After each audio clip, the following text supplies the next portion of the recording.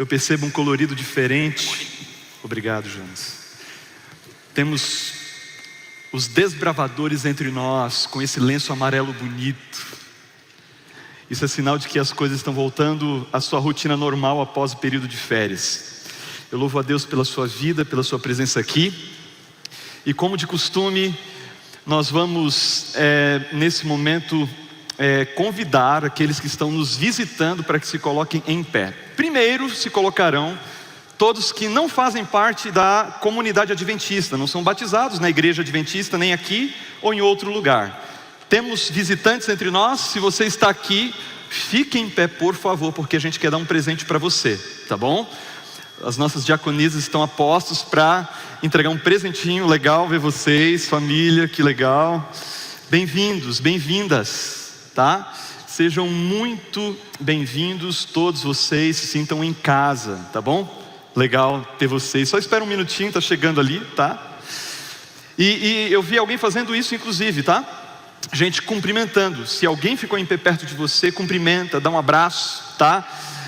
Demonstre o nosso carinho. Eu não vou conseguir descer nem subir nas galerias para dar um abraço em todo mundo, então você faz isso, tá bom? Ali em cima também temos visitas. Que legal, que Deus abençoe a cada um de vocês. Nós temos irmãos nossos da igreja adventista de outros lugares que estão vindo aqui nos visitar hoje? Temos também? Olha só, uma porção de gente. Vocês estão de férias ainda? Olha que vontade, né? Das férias que ficaram lá para trás. Sintam-se muito em casa, tá bom? Uma alegria ter todos vocês conosco aqui. Esse é o momento da oração que nós fazemos para entregar nossa vida nas mãos de Deus, pedir que o Espírito possa influenciar a nossa compreensão da palavra, e é um momento que nós intercedemos uns pelos outros. Alguém me fez uma sugestão: pastor, houve um tempo aqui na nossa igreja em que, nesse momento da oração, as pessoas vinham aqui à frente para orar, para pedir a bênção de Deus. E aí eu pensei, a nossa igreja é muito grande, existem pessoas que estão nas galerias, e mesmo pessoas que estão sentadas bem no meio desses longos bancos, né? Imagine o deslocamento. Mas pode ser que aqui na igreja hoje exista alguém entre nós que precise muito de um milagre, de uma bênção, de uma resposta de Deus. E eu acredito que quando a igreja, o corpo de Cristo, está reunida e se ajoelha e clama como corpo, isso é muito significativo. Nós podemos abençoar os nossos irmãos, nós podemos interceder pelos irmãos. O Ailton estava me contando de uma situação que foi fruto de um milagre. Aquele seu encontro com aquela moça foi um milagre. Deus te usou naquele momento. Eu sei que isso é resultado de uma vida de oração. Segundas de manhã nós nos encontramos para orar aqui. Um dia eu vou contar essa história, quem sabe completa, não é verdade? Mas eu gostaria de dar 30 segundos, 40 segundos, caso alguém queira pedir uma bênção muito especial de Deus, para que venha até aqui à frente, para que juntos possamos orar. E se por acaso você não tem essa condição de vir até aqui, eu vou pedir que você fique em pé. Os demais vão se ajoelhar, mas você vai ficar em pé para dizer: Senhor, eu preciso disso.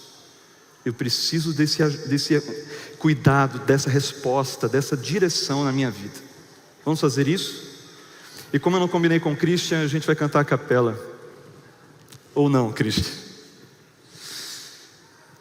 Deus é tão bom, pode ser? Vamos lá? Deus é tão bom, Deus é tão bom. Você crê nisso? Deus é tão bom, é tão bom pra mim. Cristo é real.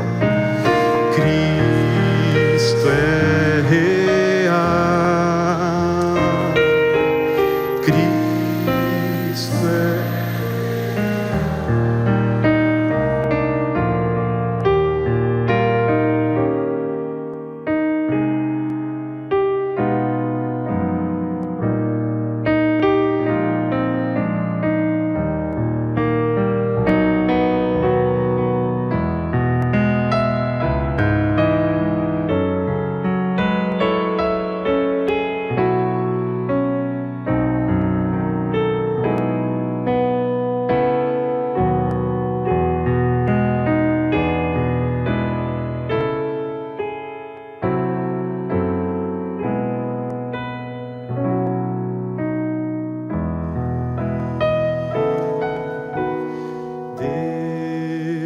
é tão bom. Cristo é real. Ele voltará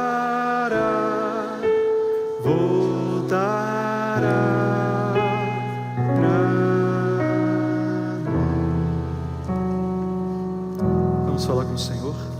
Quem puder, se ajoelhe comigo.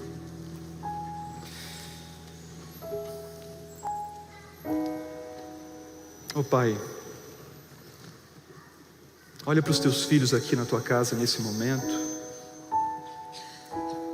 de maneira muito individual, muito pessoal.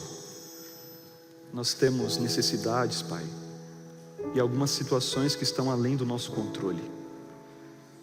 Por favor, que a tua mão de cura, que a tua mão de bênção, de cuidado, de direcionamento possa se estender sobre cada um de nós nessa manhã. O Senhor conhece a nossa história, o Senhor conhece as nossas realidades, nossas circunstâncias, e tudo isso queremos colocar em tuas mãos, juntamente com a nossa gratidão, reconhecendo que o Senhor tem sido bom, o Senhor tem sido presente, e mesmo que as respostas não venham, queremos te dizer que acreditamos na tua palavra e na tua providência. Agora, ao abrirmos a tua palavra, queremos que ela fale ao nosso coração de uma maneira muito especial, e que o Senhor traduza a realidade de cada um, o recado que o Senhor tem para nós nessa manhã. É o que pedimos em nome de Cristo. Amém. Amém.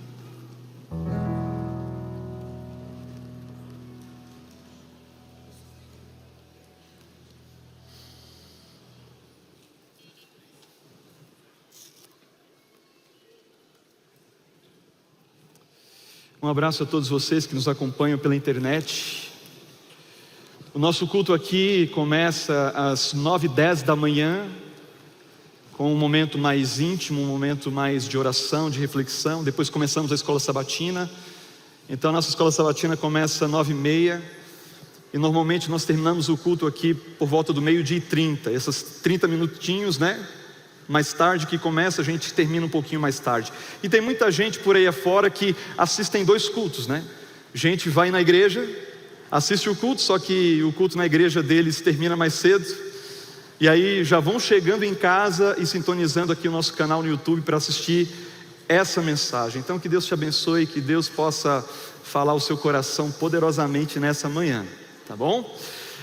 Eu gostaria de mostrar uma foto para vocês aqui. Essa foto, essas duas foram tiradas no último domingo. Nós tivemos a nossa primeira parte da série Cartas Pastorais, com os pastores que já passaram em nossa igreja. E o pastor Paulo Bravo esteve no domingo passado, uma mensagem maravilhosa. Eu estava sentado numa posição, acho que era por aqui mais ou menos, e de onde eu estava eu tirei uma foto, feliz da vida, de ver a nossa igreja mais repleta no domingo à noite. Eu sei que domingo é um desafio para muitos virem à igreja, mas olha, eu garanto que você não vai se arrepender. Quem veio sabe como foi proveitoso, como foi, né? Foi um bálsamo, foi um alimento muito farto. Eu convido você a estar conosco aos domingos. Amanhã, quem estará pregando é o pastor Denis Versiani, dentro do programa dos 10 dias de oração, e com certeza vai ser uma grande bênção, você pode estar conosco aqui. Como eu falei, estamos nos 10 dias de oração. Eles começaram na quinta-feira, tá? Em algumas igrejas, hoje também é dia de jejum, 10 horas de jejum. Nós não falamos nada disso para você, porque o nosso momento de jejum será no próximo sábado. Teremos 10 horas de jejum. Como eu vou fazer isso, pastor? Você pode fazer de acordo com as suas possibilidades, tá? Você pode jejuar 100%, você pode fazer jejum de líquido, você pode fazer jejum de fruta. O importante é que a gente se conecte com Deus, que a gente diga para Ele assim: Senhor, esse dia é teu, eu vou estar integralmente conectada com o Senhor. E por isso o programa ele vai se estender, certo? Ele vai se estender para a parte da tarde. Nós vamos acabar aqui 12h30, vamos dar 1 hora de intervalo, e a partir das 13h30, 1h30 da tarde, a gente começa aqui uma programação que vai até o pôr do sol, uma programação muito bem pensada. Nos reunimos essa semana para detalhar ali toda a timeline do programa. Eu tenho certeza de que você vai ser muito abençoado, muito abençoada se desejar passar o sábado inteiro com a gente aqui, tá joia? Todas as manhãs nós estamos tendo uma reunião de oração. Anunciamos isso durante a semana e aí está a foto de ontem. Quanta gente, não é verdade? Isso aí foi 6 da manhã, gente. Então, para chegar às 6 da manhã, imagina que horas esse pessoal teve que acordar, né? Alguns ainda com a cara de sono, mas chegaram ali e nós tivemos um momento muito especial de oração.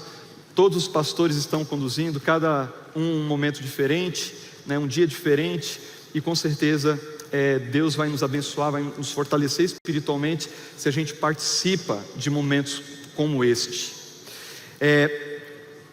Hoje, quer dizer, não, amanhã, às 8 da manhã, nós não teremos essa reunião de oração aqui embaixo no auditório. Nós teremos nesse local aí, o Parque Barigui, mais precisamente, junto a essa chaminé. Alguém já viu essa chaminé? Em algum momento sabe onde é essa chaminé? Eu pensei assim, olha, eu não conheço tão bem o parque, né? Talvez alguém tenha dificuldade de encontrar, mas está aí. Por ali nós vamos nos encontrar para 45 minutos de louvor, de oração, de conexão. E depois você pode fazer sua atividade física, a gente vai ter ali algum direcionamento.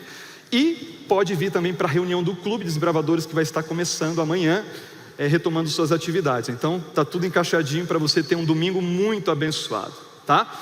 E eu já falei, mas sábado que vem nós teremos então às 10 horas de jejum. Faça planos de estar conosco aqui na nossa igreja. Irmãos, agora sim, hoje à tarde é o sábado da família. Não é algo novo, isso já aconteceu no passado aqui na igreja. Então, ao terminar aqui o culto, nós vamos ter ainda um tempo para conversar. Eu sei que vários ficam por aqui conversando, batendo papo, repercutindo às vezes algo que aconteceu no culto. Mas uma vez que todos sairmos daqui, a igreja vai fechar e não vai ter outras atividades. Para quê? Para que nós tenhamos esse momento em família.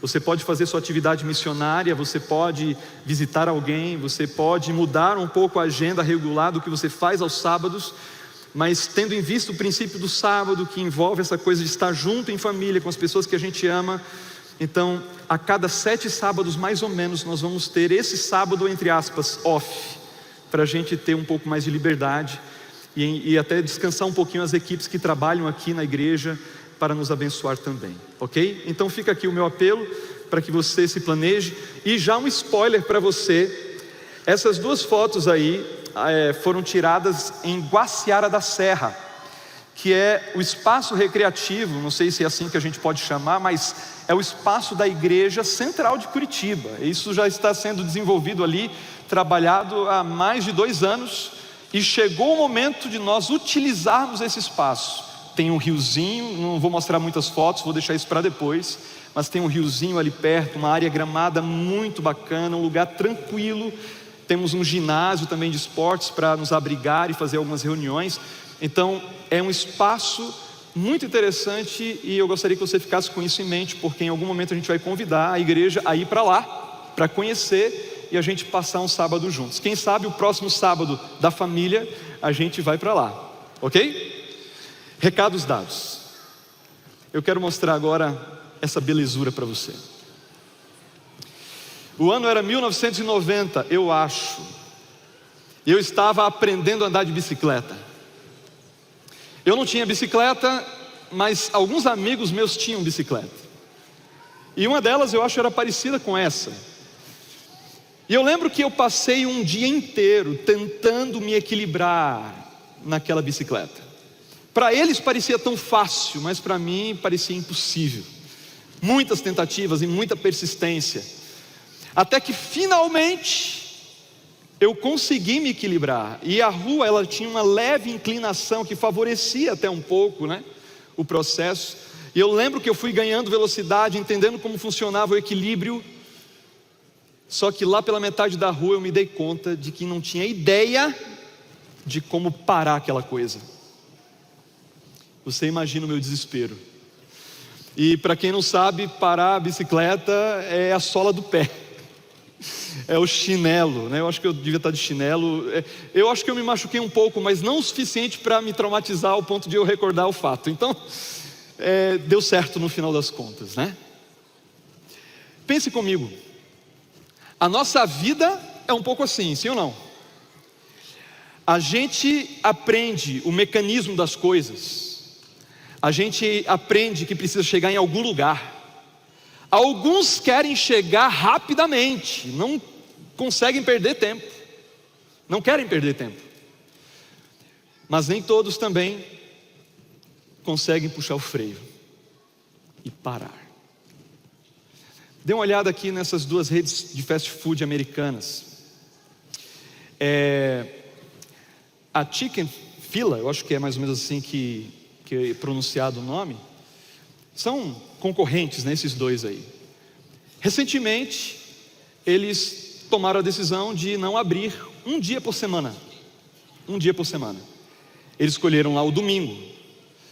E a princípio, muita gente questionou: vem cá, mas todos os concorrentes abrem os 7 dias, sendo que vocês vão deixar de receber essa receita, ainda mais um dia tão movimentado.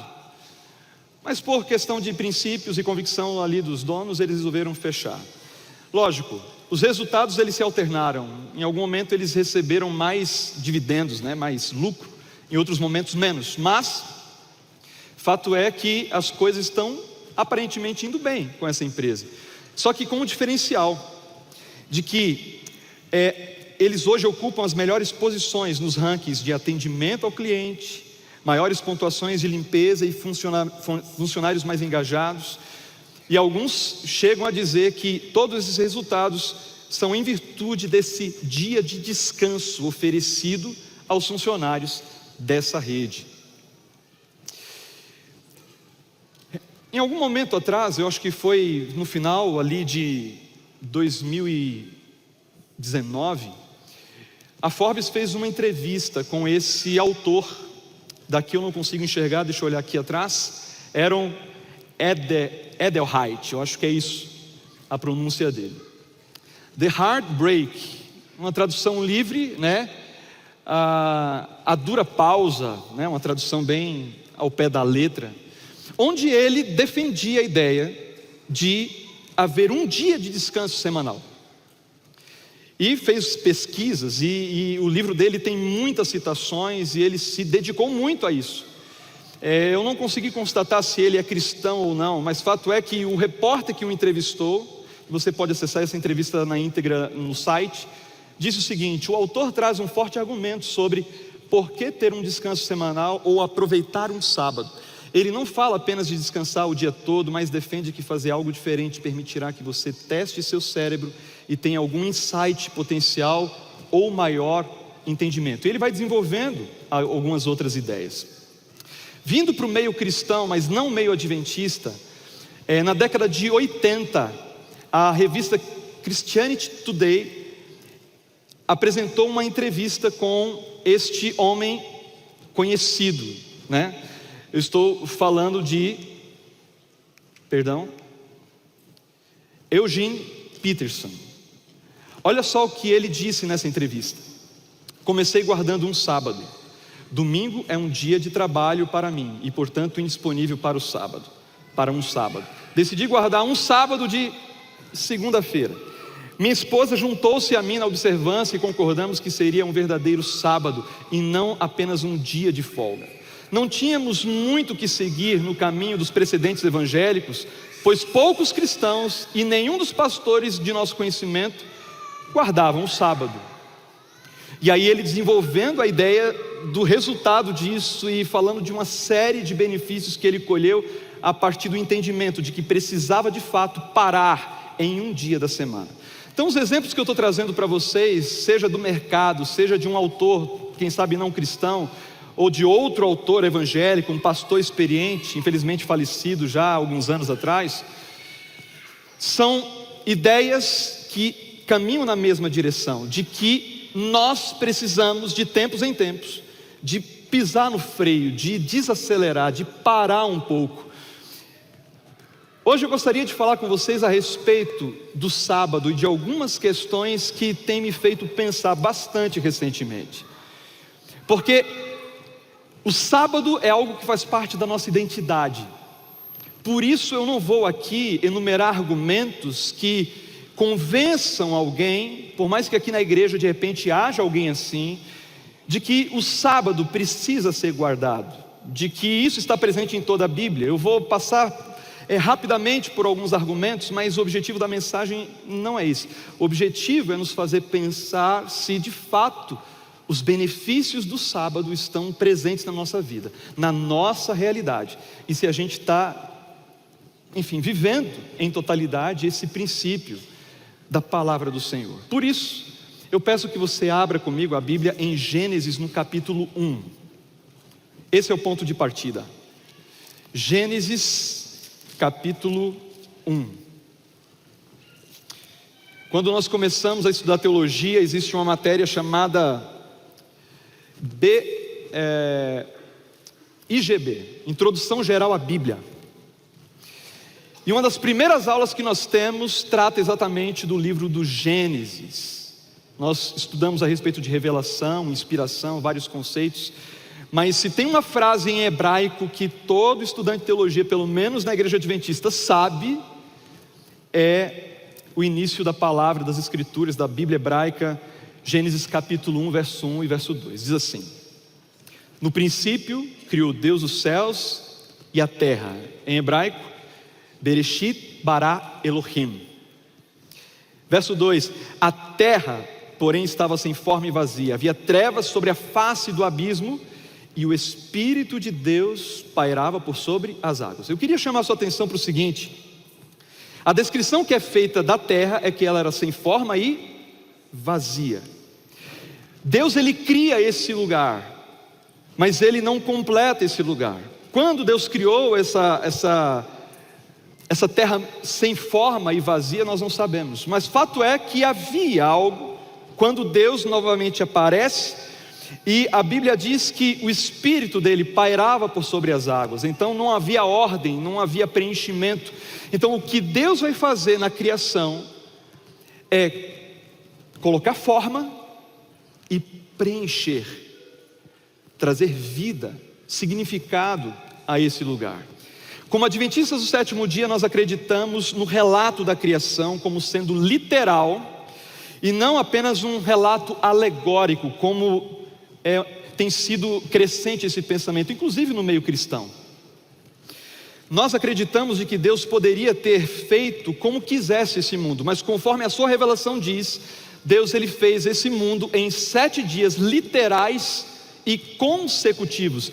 E esse acréscimo que eu mencionei aqui, e consecutivos, é um último ajuste que foi feito na última sessão da Conferência Geral, alguns anos atrás, porque havia quem acreditasse em que a criação se deu de fato em dias literais, mas espaçados, como se Deus criasse o mundo, por exemplo, a luz, primeiro dia, aqui, depois passou um tempão, aí lá adiante, em outro dia literal, Deus foi e fez o segundo dia, assim por diante. Então a igreja, estudando essa palavra, esse tema, estabeleceu de que além da literalidade dos dias, seria necessário colocar o fato de eles serem consecutivos.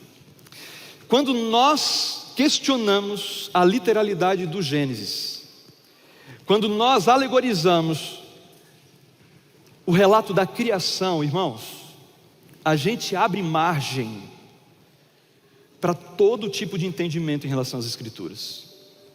Quando nós vamos sistematizar a palavra de Deus, a gente percebe que os assuntos principais, eles são como uma arquitetura, e se você tira algum elemento dessa construção, parece que as outras coisas não se sustentam também. Então a gente precisa olhar com muito cuidado para a revelação da palavra de Deus, com muito respeito para isso que está escrito, a fim de que a gente não escorregue, que a gente não comece a relativizar algumas questões. No primeiro dia, Deus fez a luz, certo? No segundo dia, você sabe, Deus fez separação entre águas e águas, Ele estabeleceu o firmamento. No terceiro dia, Deus, Ele faz brotar a relva, surge então a porção seca, e a gente sabe disso muito bem. Então o que Deus faz nos 3 primeiros dias, Ele está dando forma àquilo que não tinha. Nos outros 3 dias, o que Deus vai fazer? Ele vai preencher de maneira muito conectada com o dia correspondente. Ou seja, no primeiro dia, Ele faz a luz. No 4º dia, Ele coloca nesse meio, nesse ambiente, os astros, a lua, o sol, as estrelas. No 2º dia Ele havia feito o firmamento. No 5º dia Ele vai colocar aves no céu, Ele vai colocar os peixes no mar. Então Ele vai preencher aquilo que Ele havia dado forma no 2º dia. No 3º dia, a porção seca se conecta com o 6º dia, onde surgem então os animais, os mamíferos, inclusive o ser humano. Então, o relato da criação é uma narrativa muito bem construída e poeticamente muito rica. E quem sabe outro dia a gente pode entrar em mais detalhes, mas a gente pensa, bom, tudo estava terminado e concluído nos 6 primeiros dias. Aí surge Deus, estabelece um 7º dia. E nesse dia Ele não faz nada de objetivo, né? Ele não cria, Ele não preenche. Ele simplesmente descansa, santifica e abençoa o dia do sábado. Um autor que eu li um tempo atrás, ele mencionou algo a respeito disso, dizendo, olha, no sábado Deus ele cria um espaço no tempo para ser preenchido por Ele mesmo, para que Ele se relacionasse com suas criaturas, um espaço, um momento particular. E é interessante, Deus ele não estabelece um lugar específico para você frequentar. Imagine que Ele colocasse Jerusalém como lugar de culto, onde a gente deveria ir adorá-lo. Eu não sei quanto custa ir para Jerusalém hoje em dia, mas eu calculo que não deva ser menos que 12, 13, 15 mil reais para ir para lá. Se Deus estabelecesse um lugar específico, geograficamente falando, Ele iria limitar o acesso de muitas pessoas. Então é interessante que o sábado ele chega até mim, eu não preciso ir até Ele. Se eu tenho condição ou não, se eu tenho recurso ou não, se eu sou consciente disso ou não, fato é que o sábado ele vai chegar, não importa o fuso horário, eu posso estar aqui no Brasil, eu posso estar no Japão. Alguém estava falando com o pastor Daniel Meder agora há pouco, a Nana, né? A Nana estava falando com o pastor Daniel Meder, está mudando do Japão. Outro dia estava conosco. Não importa onde você está, o sábado chega de uma maneira muito democrática e sem nenhum esforço da nossa parte. Então, o sábado foi estabelecido por Deus com esse propósito de gerar conexão. Ellen White fala no Testemunhos para a Igreja, no volume 6, o seguinte: antes que o homem houvesse caído, Deus o convidava a repousar no sábado e a se regozijar na beleza e perfeição da criação. O sábado foi um dia de comunhão entre o Criador e suas criaturas. A gente tem estudado na lição da Escola Sabatina a respeito desse Deus relacional, alguém que se relaciona consigo mesmo, uma vez que são 3 pessoas, mas que abre espaço para se conectar com as suas criaturas, um Deus que é amor, que ama a liberdade e que deseja intimidade cada vez maior com os seus filhos. E esse era o propósito do sábado. Quando a gente vai lendo na Bíblia e nos registros inspirados, a gente percebe o quanto Deus valoriza essa realidade. Pulando bastante na história, a gente chega à situação do povo no deserto. E pense a situação daquele povo no deserto. Eles haviam passado cerca de 400 anos no cativeiro, vivendo como escravos boa parte desse tempo, num país politeísta e idólatra. As gerações se sucederam e a ideia, o conceito de adoração ao Deus verdadeiro se perdeu, inclusive a questão da guarda do sábado. E quando Deus tira o povo do Egito para levá-lo a Canaã, antes de levá-lo a Canaã de fato, Deus traz esse povo para perto dele, para ensinar o povo, reeducar o povo a respeito do relacionamento que esse povo deveria ter com Deus. E quando a fome surgiu no meio do deserto, imagine você, mais de 2 milhões de pessoas andando no deserto. A Bíblia fala em Êxodo 16 a respeito da providência do maná. E você conhece muito bem o relato. O maná ele caía todos os dias, certo? Sempre pela manhã. Só que na sexta-feira ele caía em dobro. E a orientação de Deus para o povo, através de Moisés, foi o seguinte: todo mundo pega a porção que puder consumir. Se você guardar para outro dia, quiser dormir até mais tarde, vai estragar. E de fato o relato comprova isso. Teve gente que quis poupar tempo, fez uma marmita maiorzinha, no outro dia estava cheirando mal.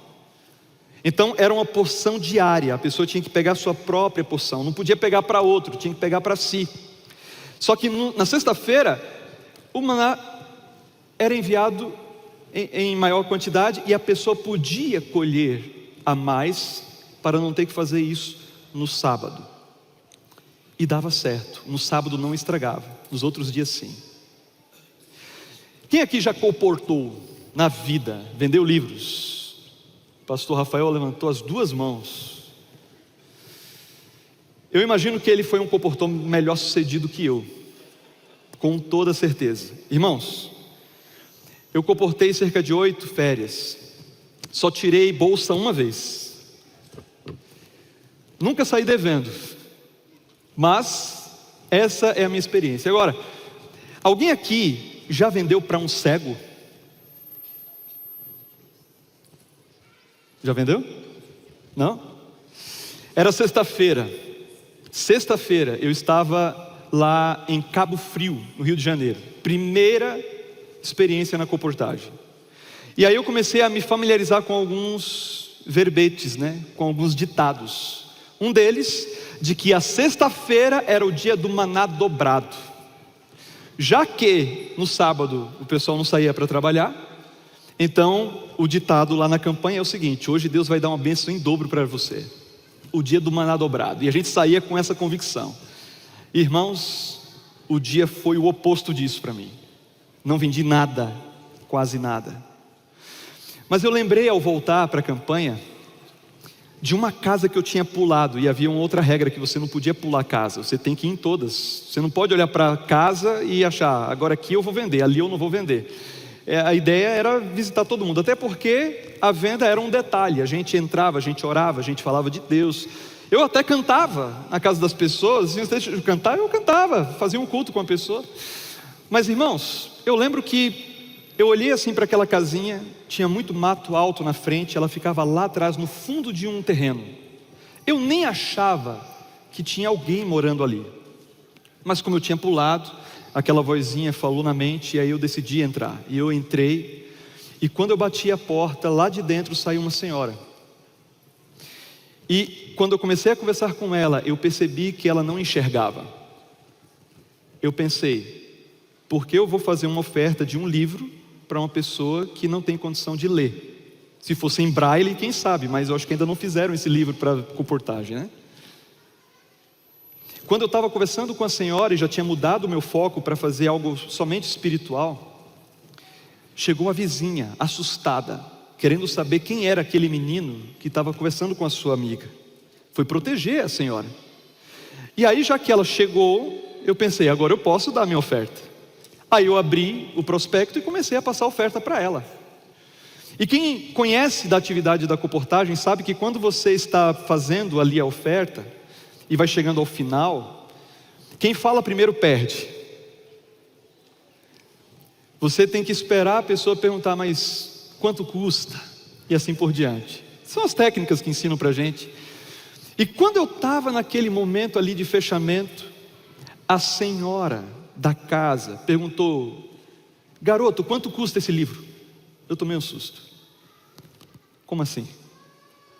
E até pensei, ela vai estragar o meu fechamento. A mulher para quem eu estou dando a oferta não perguntou nada, ela que perguntou. E aí eu fiquei meio atrapalhado, não tinha muita experiência, fui lá e falei quanto custava e qual era o objetivo daquele recurso e tal. E aí de bate pronto ela falou assim, eu quero comprar. Eu quase caí para trás, como assim? E aí ela explicou, o meu neto está na escola agora, e ele precisa dessa informação que você trouxe aí. Eu vou comprar para ele. Aí a mulher falou assim, mas como assim? Você vai comprar? Olha quanto custa esse livro. E realmente, era um livro, não era barato. Mas ela comprou. Aí eu voltei para junto dos amigos com uma história, não é verdade? Nunca imaginei, olha só, estou contando para vocês essa história aqui. Baseada nesse conceito da bênção dobrada, reservada para aqueles que são fiéis ao Senhor, em relação à guarda do sábado. No caso ali, irmãos, o povo teve que passar por esse processo de aprendizado, de entendimento. Olha só o que o Desejado de Todas as Nações apresenta a respeito do maná e da didática através do maná. O maná foi um constante lembrete de que Deus era o provedor de seu povo. No sábado eles não precisavam se preocupar. Por quê? Porque o Senhor já havia providenciado tudo o que necessitavam. Guardar o sábado, observar o sábado, é uma demonstração de fé e confiança no Senhor. É quando eu olho para a minha rotina, para os meus recursos e falo assim: Senhor, o Senhor está pedindo isso de mim, então eu vou confiar no Senhor. Eu não vou assumir isso para mim, eu vou deixar sob teus cuidados. Se eu vou demorar um pouquinho mais para concluir o meu curso, eu vou fazer isso. O Senhor está no controle, o Senhor é o dono do tempo. Por mim, eu terminaria em 4 anos. Se eu precisar estudar 2 a mais, 3 a mais, eu vou fazer isso. E tudo bem, o Senhor vai dirigir a minha vida. Eu quero estar em harmonia com a tua vontade. Às vezes vem uma oportunidade de emprego, mas a questão do sábado é um problema às vezes. E essa pessoa fala assim: Senhor, eu preciso desse emprego, mas eu não vou recuar da minha fidelidade em relação ao sábado, porque eu sei que o Senhor está no controle de todas as coisas. E se eu perguntasse aqui para você levantar sua mão, eu acredito que várias pessoas levantariam sua mão, porque experimentaram talvez milagres e respostas de Deus diante de situações críticas envolvendo o sábado. Então, o que Ellen White diz aqui é que o sábado e a observância do sábado é uma manifestação de fé e confiança no entendimento de que o Senhor já tem providenciado todas as coisas que a gente necessita. Tudo. Aí nós chegamos aos 10 mandamentos. Detalhe, Êxodo 16, não havia ainda 10 mandamentos, mas havia o princípio do sábado. Deus já havia apresentado esse princípio através do maná. Quando chegamos a Êxodo 20, 4 capítulos mais adiante, a gente encontra então a sistematização dessas 10 regras, onde o sábado está contido. Eu gostaria que você lesse comigo, com bastante atenção, os 2 relatos da lei de Deus apresentados aqui, tanto em Êxodo quanto em Deuteronômio. Primeiro, nós vamos a Êxodo 20. Eu gostaria que você olhasse atentamente para isso aqui. Êxodo capítulo 20, verso 8. Depois nós iremos a Deuteronômio capítulo 5, ok? Mas aqui em Êxodo 20, verso 8 diz assim: lembra-te do dia do sábado para o santificar. 6 dias trabalharás e farás toda a tua obra, mas o 7º dia é o sábado do Senhor teu Deus.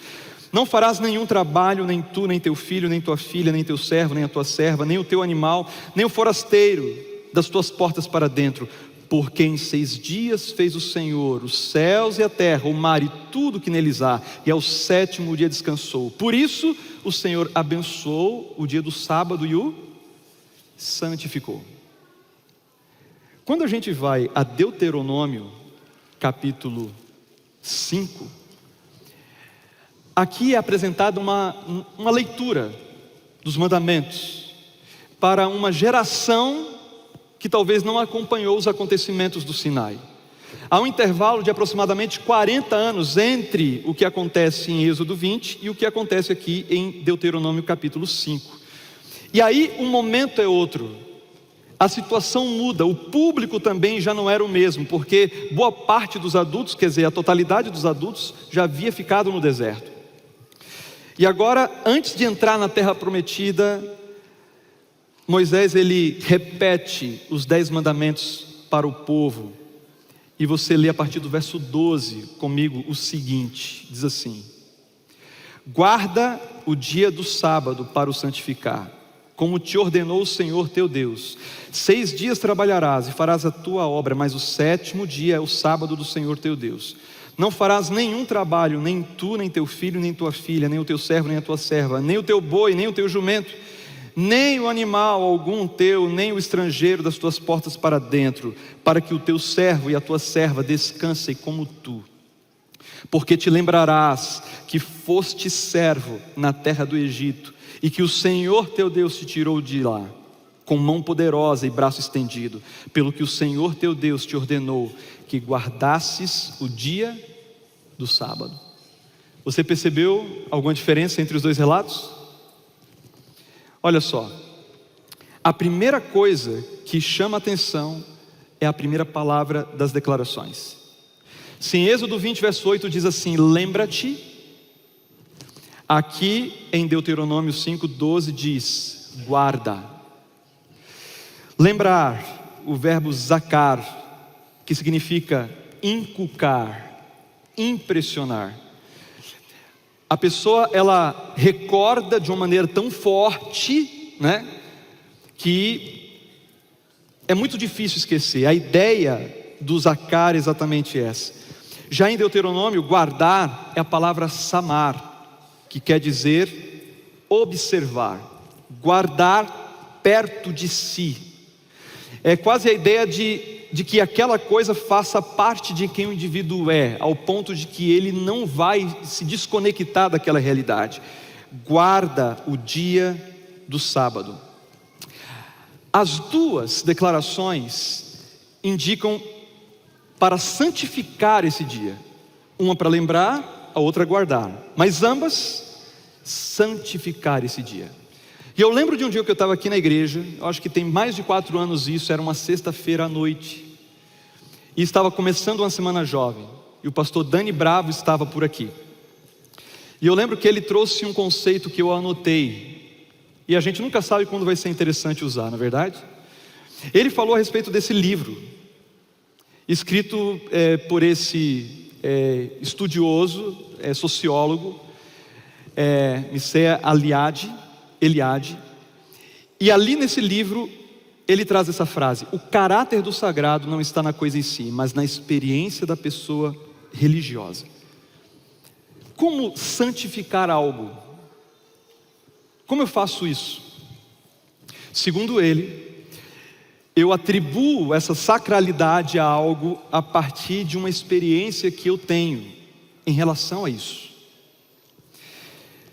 Pensando na Santa Ceia, o suco que nós consumimos, né, da uva, essa uva ela não veio de um lugar específico, distante, especial. É uma uva comum. Aliás, a garrafa do suco de uva a gente compra em qualquer supermercado. E a gente procura comprar um suco de qualidade, um suco integral. O pãozinho que a gente come é um pão, assim, simples, não é verdade? O grão do trigo não tem nada de especial em si. Mas a partir do entendimento que eu tenho sobre aquele símbolo, eu entendo que aquilo é santo. Por isso a gente chama Santa Ceia. Eu não como aquele pão como eu como um pão qualquer no meu café da manhã. É diferente. Batismo. A água do tanque batismal, ela não tem nada de especial em si, mas há um símbolo, há um significado espiritual muito forte, que quando eu tenho um entendimento e eu tenho essa postura, ao me aproximar dessa realidade, então o efeito é diferente na minha vida. Então, santificar o sábado tem que ver com isso. Gente, as pessoas aí fora estão fazendo um monte de coisa. O sábado chegou para elas de maneira igual, assim como chegou para nós. Mas nós temos um entendimento diferente. Então eu me aproximo dessa realidade de uma maneira distinta e atribuo essa santidade, esse significado especial àquilo que se torna objeto de reverência, de respeito ou mesmo de adoração. Para alguns uma imagem é objeto de adoração, para outros é apenas uma obra de arte. Agora, por que eu preciso respeitar o sábado e santificar o sábado? Porque alguém disse que eu preciso fazer isso, e esse alguém é o meu Deus. Então Deus, ele santifica o sábado e ele recomenda que nós nos aproximemos desse tempo de uma maneira diferente. No livro de Êxodo, o foco e o motivo pelo qual eu devo santificar o sábado é pelo fato de Deus ter criado todas as coisas. E ali no final do texto que nós lemos, porque em 6 dias fez o Senhor Deus os céus e a terra, assim por diante. Já aqui em Deuteronômio o motivo é outro. Ele não nega o fato de Deus ter criado de fato, e no contexto aqui das declarações, a gente percebe esse reconhecimento por parte de Moisés. Mas aqui o motivo é diferente, e aqui está o objeto de estudo de muitas pessoas que se intrigam. Por que dessa mudança? O porquê, o objetivo pelo qual nós devemos adorar a Deus no sábado em Deuteronômio é porque o Senhor nos livrou do Egito e nós somos livres. Nós somos livres. Então o sábado ele reúne essas duas realidades: a criação e a redenção. Nós pertencemos a Deus porque nós somos resultado da ação de Deus nesse mundo. Mas nós também pertencemos a Ele porque Ele veio e pagou o preço da nossa liberdade. Então o sábado ele está banhado na graça de Deus, no fim das contas, e com um conceito muito forte de liberdade. Liberdade para quem? Para todas as pessoas. No sábado não existe distinção entre classe social, gênero, etnia, credo. Porque nos 2 mandamentos fica muito claro: vocês não devem trabalhar, mas não somente você, primeiro os da sua família, nem tu, nem teu filho, nem tua filha, e também o forasteiro, e também o servo, e também o escravo. Porque eu dei essa liberdade para você, você precisa compartilhar essa liberdade com as outras pessoas.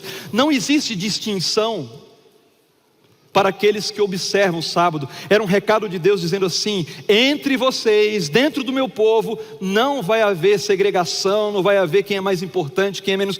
E quando vocês estiverem se desviando, esquecendo desses princípios, eu dou um sábado para você recordar que na minha presença todos vocês são absolutamente iguais. Não existe hierarquia. E o sábado nos lembra dessa realidade. Bom, pensando um pouquinho sobre a questão da sacralidade, eu já mostrei essa foto outro dia para vocês, de uma viagem que fiz para Guiné-Bissau. Essa árvore chama-se poilon. Eu olhei para essa árvore e achava que era uma árvore mais bonita, alta, que se destacava, no meio da paisagem. Mas os adoradores de Irã, os animistas, entendem que essa árvore é a habitação de Irã. E porque eles entendem que essa árvore tem esse propósito, eles não derrubam essa árvore, eles veneram essa árvore, eles até adoram debaixo dessa árvore, porque eles atribuem esse significado. Para nós que não temos essa conexão, não faz sentido. Então, eu preciso pensar muito bem como eu me aproximo das horas do sábado, como eu vivo a experiência do sábado na minha rotina. Eu estou santificando o sábado, ou é mais um dia como os outros, ou talvez um dia onde eu vou à igreja e participo um pouco mais de atividades espirituais. Existe uma outra coisa interessante nesse texto, especialmente o de Deuteronômio, que é a estrutura em quiasmo, que é um estilo literário hebraico, antigo, onde a primeira sentença se conecta com a última, a segunda com a penúltima, assim por diante, e a ideia central, ela permanece, e ela precisa ser ressaltada. As pessoas que liam, os judeus, os israelitas que liam os salmos ou outras porções da Bíblia, nessa estrutura, tinham sua atenção voltada para o ponto central, para onde o texto estava apontando. E observe o que acontece aqui nesse texto. Deus ele ordena em primeiro lugar a santificação do sábado. E as 2 sentenças também no Êxodo acontece assim. O Senhor termina dizendo que todas as pessoas precisam guardar o sábado. A segunda ideia: trabalhe 6 dias, mas você pode descansar no 7º. A penúltima ideia: lembre-se de que você foi escravo no Egito e que o Senhor tirou você dali. A ideia central: não faça nenhum trabalho. Você, seu filho, sua filha. Interessante, os primeiros nomes mencionados ali: membros da família. Membros da família. Isso quer dizer o que, irmãos?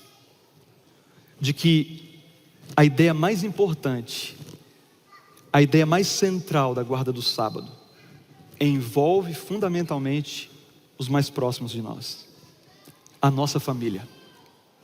É o momento em que nós nos conectamos com a nossa família na presença de Deus. E pense comigo rapidamente. O sábado, ele termina sendo esse dia de libertação para muitas coisas. No sábado, nós nos libertamos do esgotamento e do cansaço.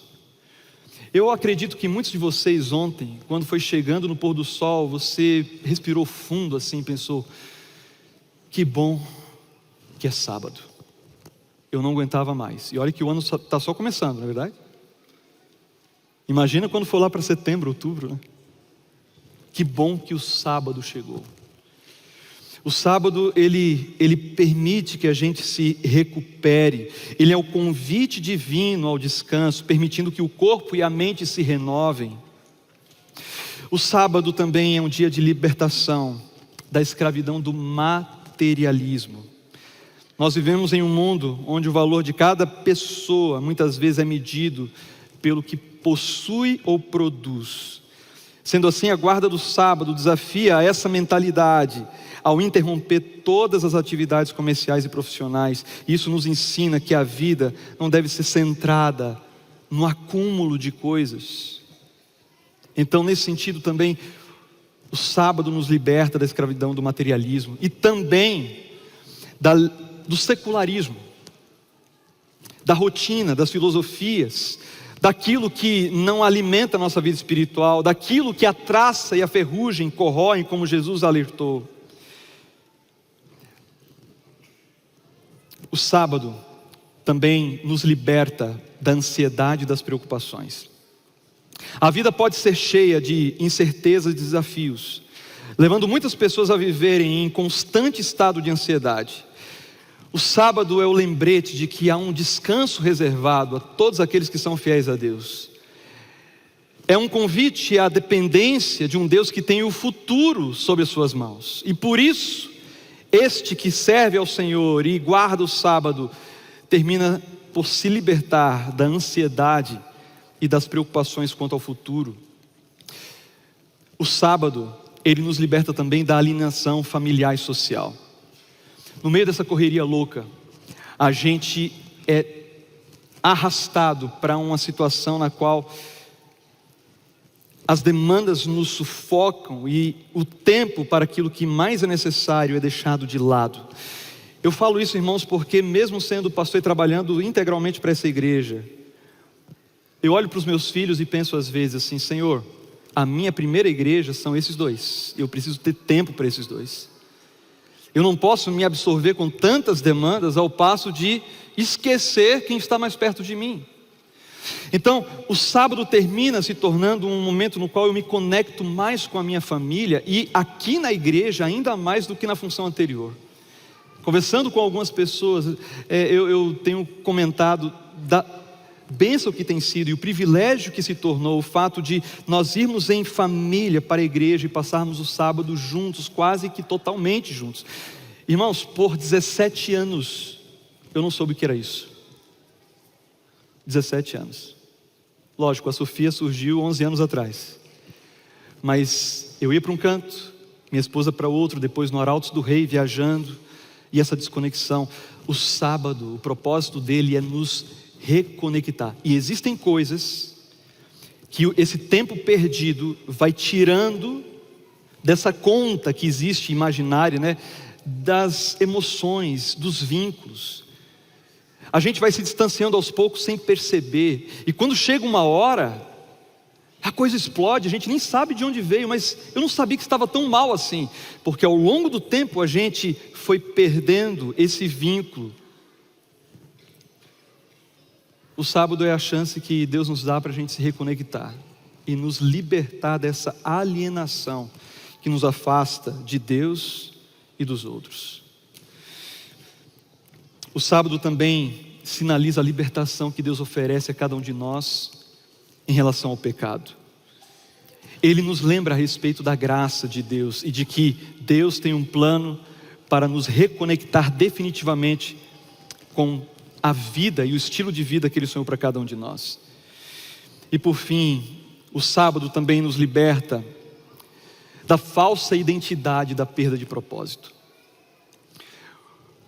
Quando nós buscamos colocar nossa vida em ordem com a vontade de Deus, algumas coisas começam a acontecer.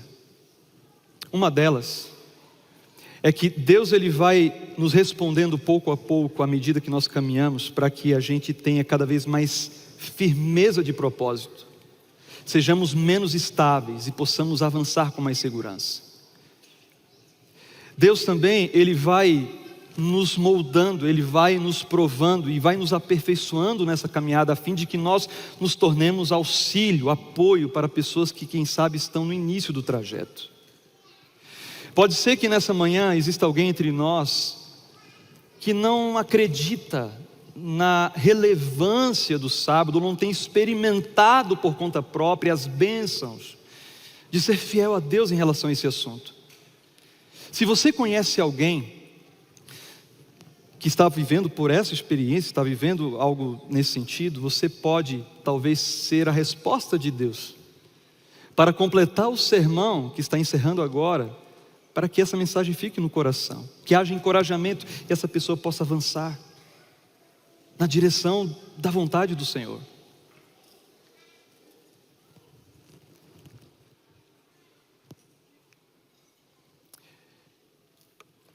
Existem alguns perigos, irmãos, que nós estamos enfrentando recentemente em relação a esse assunto.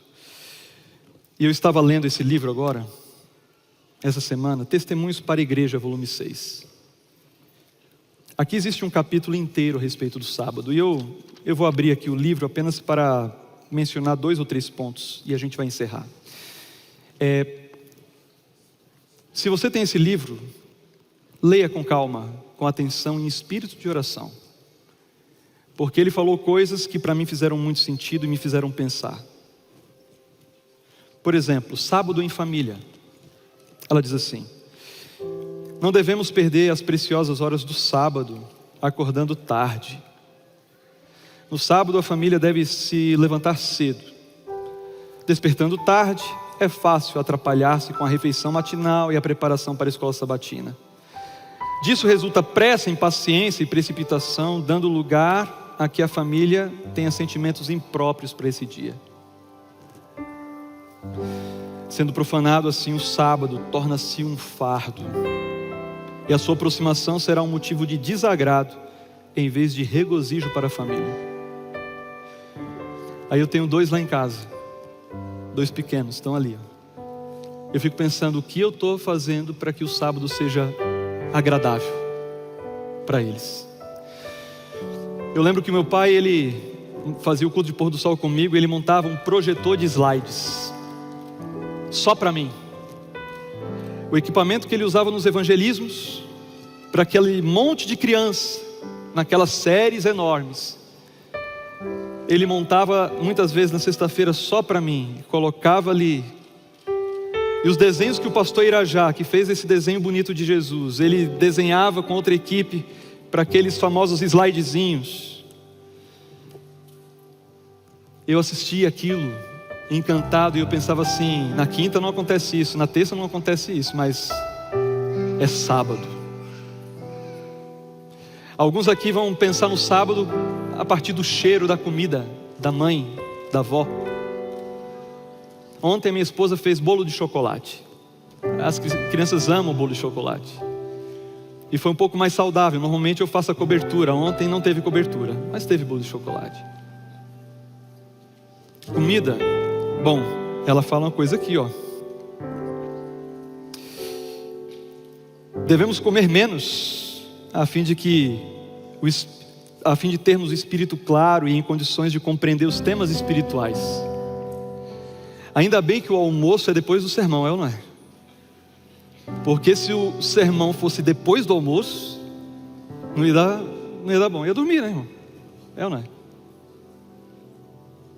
Então, a comida do sábado, na minha opinião, tem que ser especialíssima, preparada com antecedência. Lá em casa a gente gosta muito de lasanha, né, Samuel? Lasanha. Monta a lasanha e deixa lá. E aí em família você se reúne e se alimenta, mas não enche tanto a barriga ao ponto de não conseguir fazer mais nada depois. É o que a inspiração está dizendo, não é interessante isso, não é para pensar? As crianças devem participar do culto familiar, cada qual com sua Bíblia, lendo 1 ou 2 versos. Cantem então o hino preferido, seguido de oração, da qual Cristo nos deixou como modelo, a oração do Pai Nosso. Não que a gente tenha que repetir, é que é uma oração ampla e abrangente, toca em vários pontos, e isso é didático para as crianças aprenderem. O culto não tem que ser demorado, tem que ser objetivo, mas tem que ser agradável. A música preferida, vamos cantar? E a gente canta. Hoje temos recursos para isso. Irmãos, tem muita coisa aqui. Como a gente tem recebido o sábado? Você está entrando bem nas horas do sábado? A gente poderia fazer o seguinte: olha, vamos começar mais cedo o sábado. É errado começar um pouquinho mais cedo o sábado? Não. É errado terminar mais cedo o sábado, mas começar não. Você pode alongar o sábado, começando os preparativos mais cedo. Na minha casa eu percebi, quando eu era somente casado com a Sabrina, sem filhos, na sexta-feira ali, na metade da tarde, a gente dava um tapa e resolvia a casa. Hoje em dia, se a gente não começar na quinta, esquece. Esquece, tem que começar na quinta. De forma que a gente passa pelo sábado, aí chega lá na terça, na quarta, a gente está passando pela experiência do sábado e nos preparando já para a experiência do próximo que está vindo. E a nossa vida segue esse ciclo de preparo, de conexão com Deus. Tem gente que, diferente disso, fica pensando assim: puxa, o sábado ainda não terminou. A impressão que eu tenho é daquela de um visitante indesejado. Você já recebeu alguém que não era tão agradável na sua casa? E aí você pensou assim: quando é que essa pessoa vai embora? Demorou. Aí, diferente quando a gente vai receber uma pessoa que a gente ama muito, né? A pessoa fala assim: eu estou precisando ir já. Aí você fala: mas já? Espera um pouco. Espera só mais um pouco. Fica mais. Tudo bem. O sábado é esse espaço no tempo, a sala de estar na casa do Senhor, na presença dEle. Que a gente não tenha pressa e que a gente se prepare para isso. Existe muita bênção de Deus reservada para aqueles que são fiéis nesse assunto, amém? Eu quero cantar essa música junto com você. Essa música está no nosso inário, ok? Se você tem um aplicativo do inário, você pode abrir no hino número 299. Você que está em casa, faz a mesma coisa. 299. Dia Santo. Pense um pouco nisso. Fale com Deus. O meu apelo é que você decida de maneira muito concreta, muito sólida, observar o sábado do Senhor e receber as bênçãos prometidas para aqueles que são fiéis. Amém?